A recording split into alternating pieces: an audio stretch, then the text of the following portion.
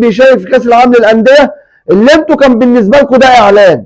تعال ابدا لك بقى بقلم هبدا لك باصعب قلم خدته وهو زيزو اللي هو لسه طازه وفريش لغايه دلوقتي. زيزو يا حبيبي ما شاركش مع الاهلي نص ساعه، هو بيشارك معاه لغايه دلوقتي في الصور اللي هي حرقاك.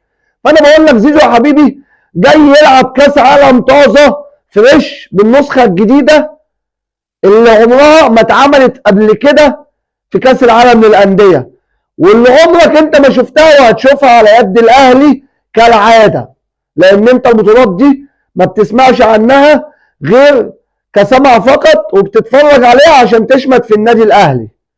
وانا بقول لك زيزو هيشارك في النسخه الجديده اللي اول مره تبقى موجوده اصلا.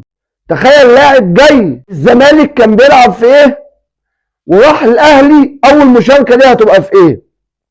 ده بالنسبه لزيزو.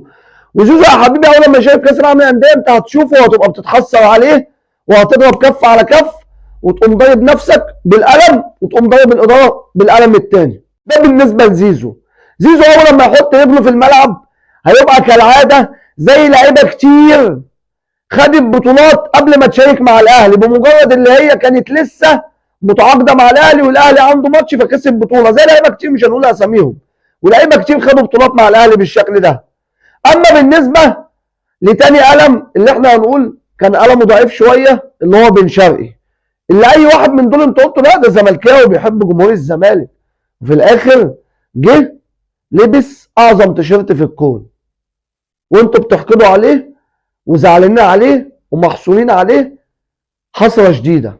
بن شرقي يا حبيبي اما جه قد تكون الظروف ما ساعدتوش، ليه؟ لان هو جاي في اخر الانتقالات الشتويه، فبالتالي ما شاركش مع الاهلي غير في كام ماتش في الدوري وكام ماتش في افريقيا، والحظ ما كانش حليف الاهلي في الوقت ده، ولغايه دلوقتي هو ما شاركش في بطولتين غير دول، وقد يكون هو عنده امل واحنا بنقول لك احنا مش عايزينه ان الدوري ده يبقى فيه مفاجآت قبل ما يخلص، بس انا بقول لك والله انا ما عايزه، بس بقول لك هو لسه عنده بريق امل صغير، بس انا بقول لك والله ما عايز الدوري ده. انا كولر مشي قفلت معاه صفحه اي بطوله هو بيشارك فيها او الاهلي كان بيشارك فيها تحت قيادته.